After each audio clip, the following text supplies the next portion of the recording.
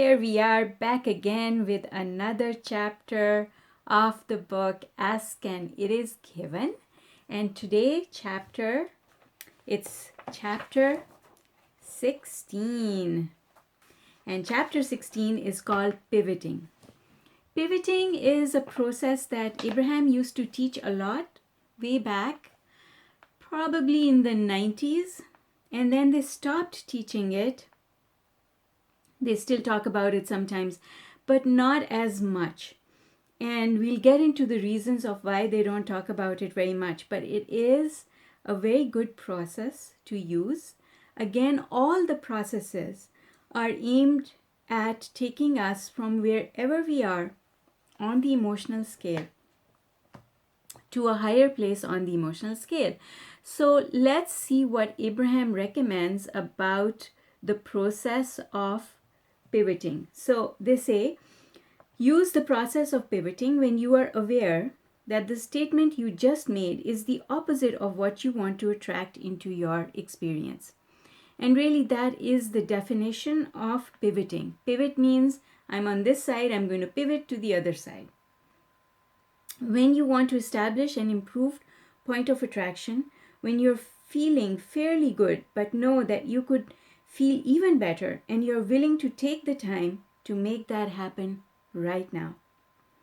And then Abraham recommends that we do this process between the emotional ranges of boredom and anger, exactly the same as the process of focus wheeling, which is what we studied yesterday, which is also between boredom and anger, according to Abraham.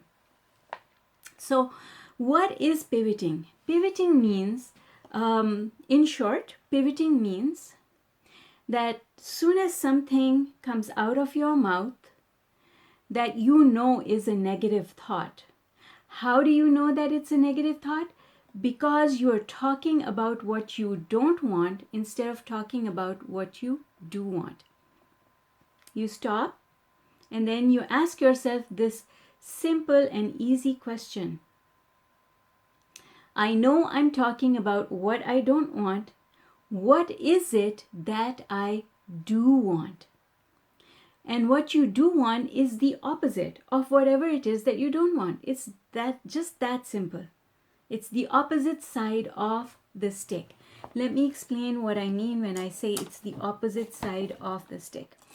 So we've talked about this in the past, where every subject has two aspects to it. So for example, the subject of love has having of love on one side and the absence of love on one side. So every subject has an aspect of asking for it and having it. When you're asking for it, that means you don't have it. So you're looking at the lack of it or the absence of it. And the having of it is on this side, which means I'm already there. I have it, I'm feeling it, I'm appreciating it. So every subject is like that. It doesn't matter what you think about money, not having money, health, having health, and having a health situation that needs attention. Self-worth, confidence, having confidence, not having confidence. Everything can be looked at in this manner. So pivoting means you understand that what just came out of your mouth is over here on the side of lack. And because you understand that it's coming from a place of lack, you immediately flip to the other side, which means that you remind yourself, what is it that I really want?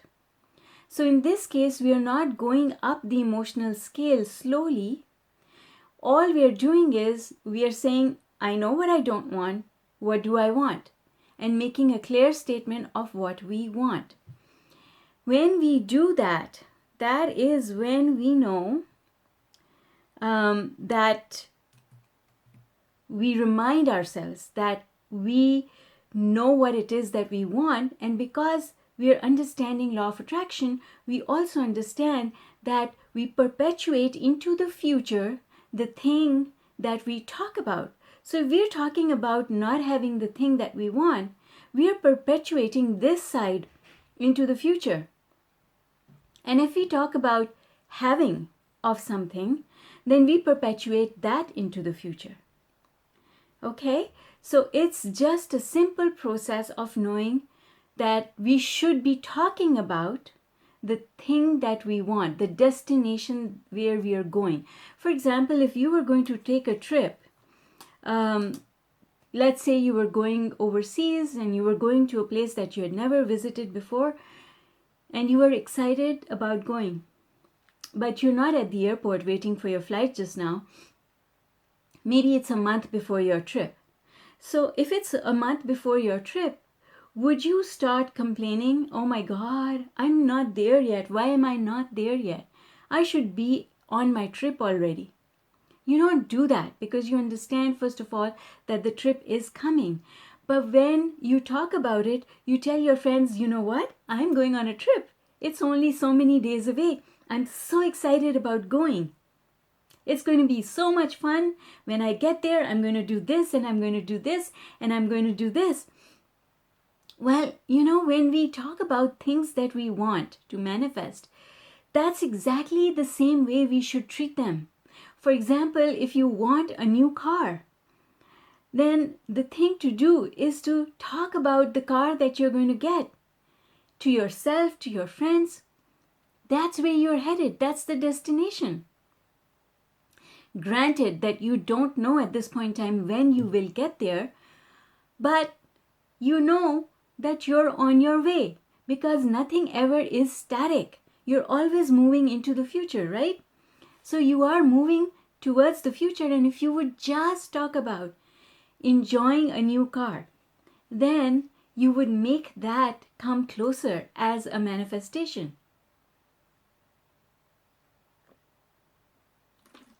See, instead of saying, oh, I've got this banged up old car and I had to spend so much money last month. Do you know how expensive it is to get this car fixed? This old clunker, I had to spend $1,000 just to get it fixed.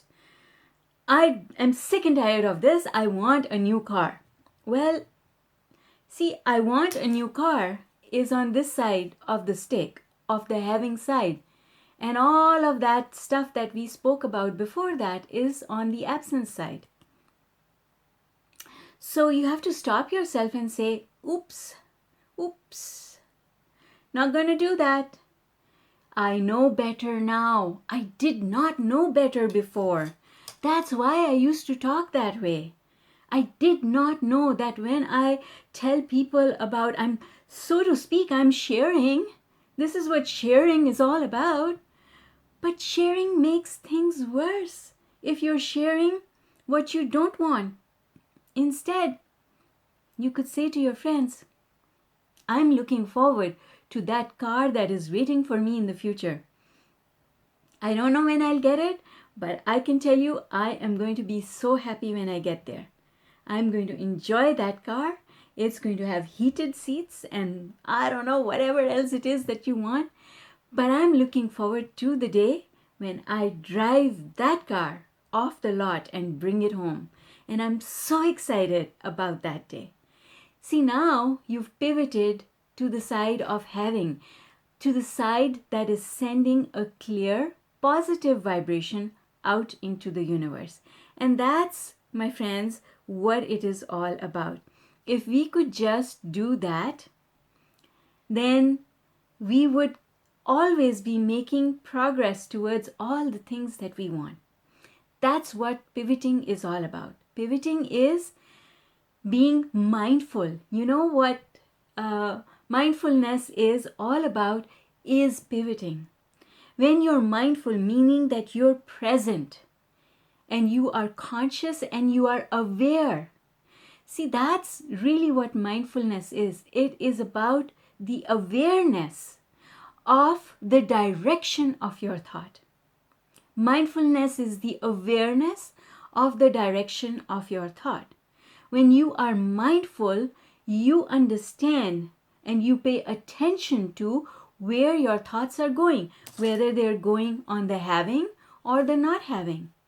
And because you're mindful, that is why you can stop. You can pause and say, oops, that doesn't serve me. I guess I'm going to the negative end of the stick. I have to stop and turn around.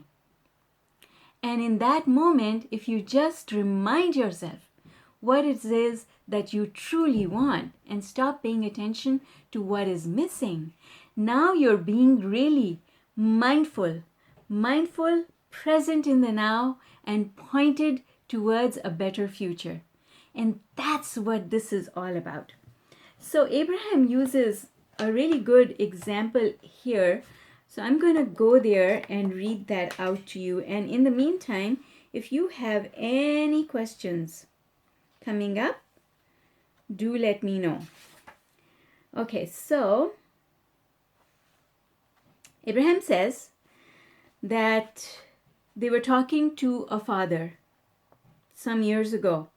And the father said that the problem was bedwetting. The child was wetting the bed every night. So, Abraham, my son is wetting the bed and he's too big for that, is what the father said. I've tried everything I know and I'm at my wit's end. I don't know what to do. And Abraham said, when you come into the bedroom in the morning, what happens? And he said, I come in and right away I know it's happened again. I can tell by the order in the room that, and we said, so Abraham said, and how do you feel at that point? And the man said, I feel disappointed and then angry and then frustrated because it keeps going on and I don't know what to do about it. So Abraham said, you are perpetuating it. Why did Abraham say that? Because if he already expects that the bed will be wet, he expects to smell the odor, he expects it, then he is making it happen. And because he is in a negative place, then we know, because he uses the word frustration, we know that he is on the negative side of the stick, on the not having side of the stick. So Abraham said, what do you say to your little boy? The man says, I tell him to get out of those wet clothes and get into the bathtub. I tell him he's too big for this, and we've talked about it before. And then Abraham says to the man, when you enter the room and feel the negative emotion as you realize what you do not want has occurred, stop and ask yourself, what is it that you do want? And get your thoughts focused upon that before you go further into the experience of your little one. And you will then see an improvement in what happens. So, we asked this father what his experience had helped him recognize about what he wanted. And he said, I want my little one to wake up happy and dry and proud of himself, not embarrassed. We said, good. As you're thinking those sorts of thoughts, then what is oozing out of you will be in harmony with what you want, not out of harmony. And you will be more positively, powerfully influencing your little one. And also then, words will come out of you such as, oh, this is just a part of growing up. All of us have been through this. And you are growing up very fast. Now get out of those wet clothes and get in the bathtub. So Abraham tells this story, and what they say is that the bedwetting stopped really quickly. In just a matter of a few days, there was an improvement, and then it was history. And what is the lesson that we learned from this? Well, the lesson is, even though there was a manifestation happening that was not in accordance with what this man wanted, all he had to do was to stop pushing against it and saying, I don't want this. See, that's what he was doing. He was saying, oh no, this has happened again and I don't want this. How can I fix it? I don't want this. I don't want this. I don't want this. I want to find a way of fixing it. Then he turned his thoughts around and he brought himself round to what he did want, which was a happy child waking up in the morning and feeling good. And when he focused on that thought, that's the pivoting. Pivoting the experience, and not only pivoting the experience and the manifestation, but opening the door to possibility, changing your expectation.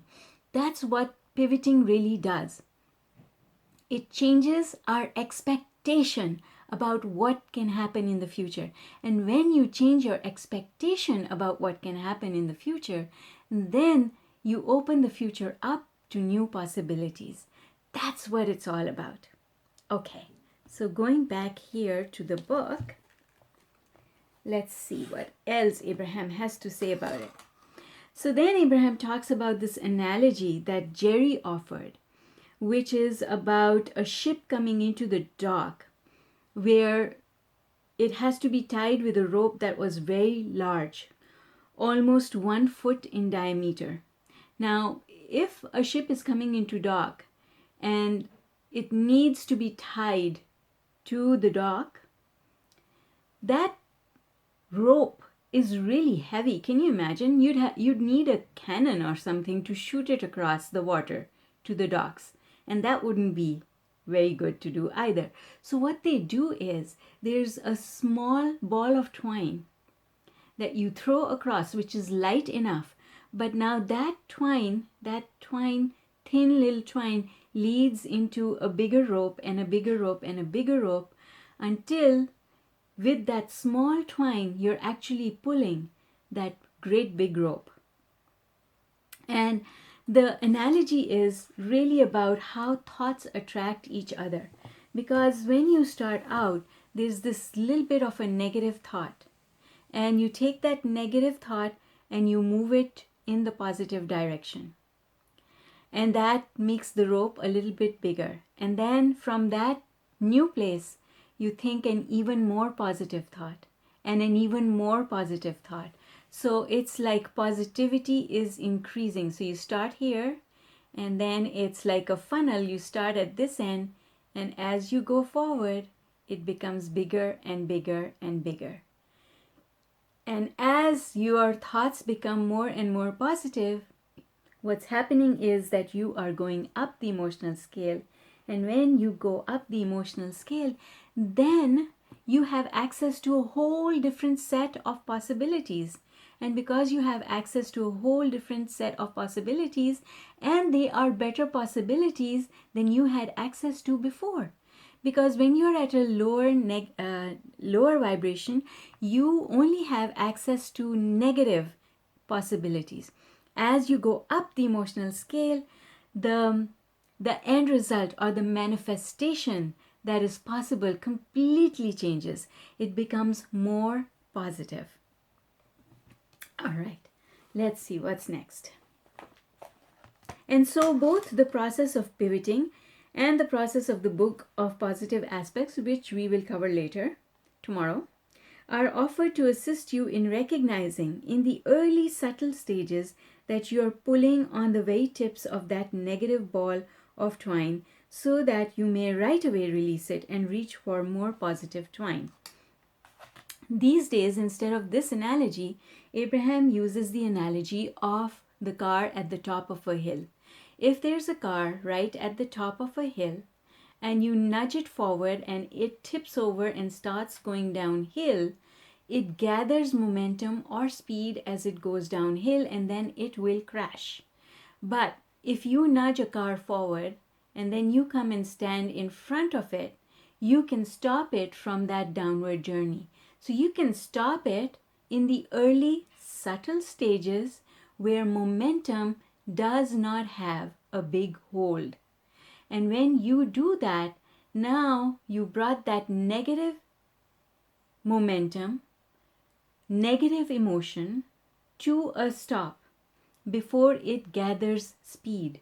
Because it's when it gathers speed that a manifestation will take place. If you stop it right there, then you've stopped that negative manifestation from happening, and now all you need to do is to turn it around and go the other way. That's what the process of pivoting is all about. So Abraham says, it is much easier to go from a little thought of something that makes you feel good to more that makes you feel good, to more that makes you feel good, than it is to be in a place where you are feeling bad and then go right to a place where you feel good. And that is something that we've looked at before in the other chapters, where Abraham always advises us to go up the emotional scale slowly, one tiny little step at a time. You go up the emotional scale slowly, because thoughts have attractive power. So Abraham says that rather than moving forward into your day not having any clear ideas of what you want and waiting until some influence touches you that you do not like, feeling the negative response and deciding that you will pivot, it is so much more productive for you to go about your day with the decision to look for positive aspects. And it's interesting that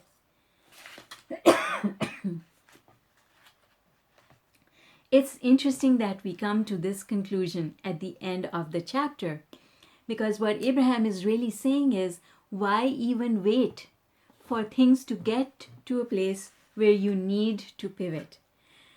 Why not be conscious of the way you think your thoughts so that the opportunity to pivot never comes up? And that happens when you keep yourself, when you stay in a place of appreciation, when you pre-pave your day in the morning and you set your intention for the day saying, I want to end my day feeling happy and satisfied.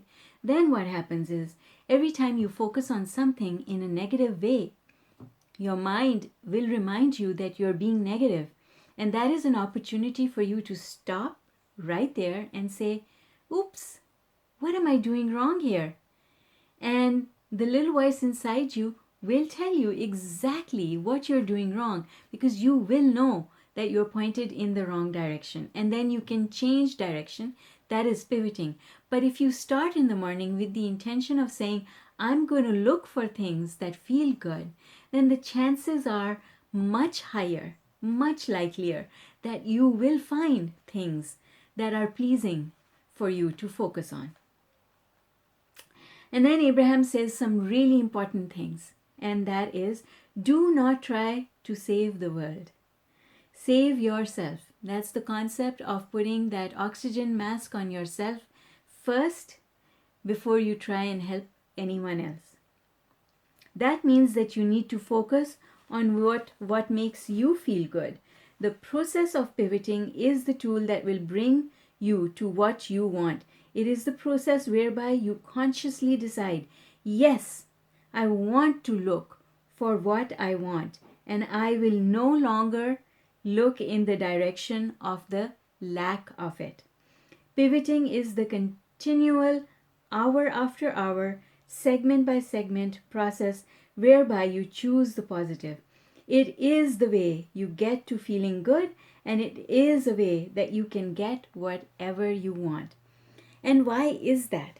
It is simply because when we pivot, when we start paying attention to our thoughts, no matter what we are thinking about, and we start understanding the difference between going negative and going positive, then our life keeps getting better in so many wonderful ways that pretty soon, it does not take long, pretty soon you just start living life in a very high place on the emotional scale.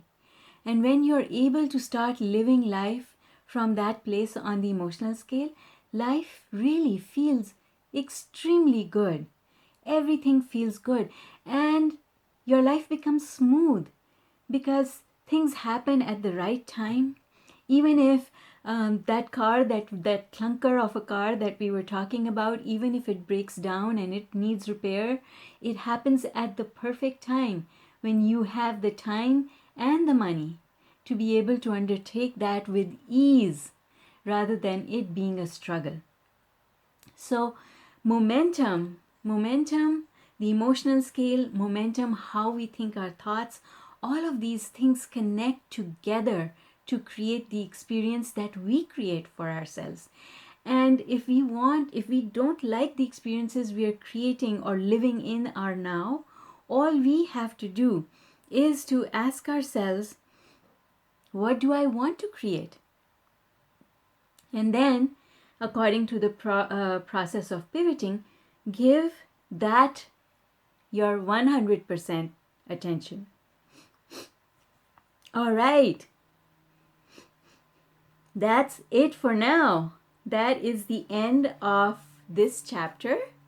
And thank you so much for joining me. I really, really appreciate it. And I'm looking forward to seeing you again tomorrow with another chapter from the book Ask and It Is Given.